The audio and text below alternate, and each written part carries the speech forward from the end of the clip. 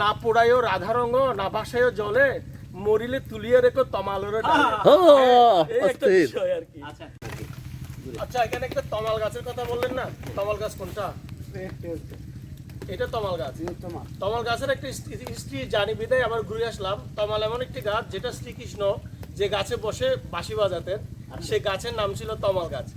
তমাল গাছের আমরা একটা হিস্ট্রিও পেলাম। তো আমি আসলে যাওয়ার সময় যখন তমালটা শুনলাম তখন গাছটাকেও দেখতে আসলাম, আমি ইতিহাসে পেয়েছিলাম। আর একটা তমাল গাছ কক্সবাজারের মধ্যে, আমি কক্সবাজার থেকে আসছি, কক্সবাজার আদিনাথ মন্দিরে একটা তমাল গাছ আছে।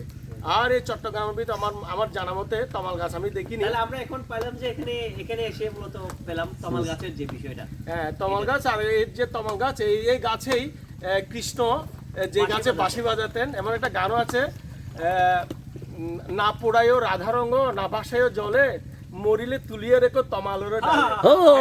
এই একটা বিষয় আর কি। আচ্ছা ধন্যবাদ। আসলে অনেক বেশি ভালো লাগলো। আমাদের একজন ভাই আসছে, উনি কক্সবাজার থেকে, আর আমরা আসছি চিটাগং এবং ঢাকা থেকে। আমরা একসাথে আসলাম, আমাদের মাঝি ভাইয়ের সাথে দেখা হলো।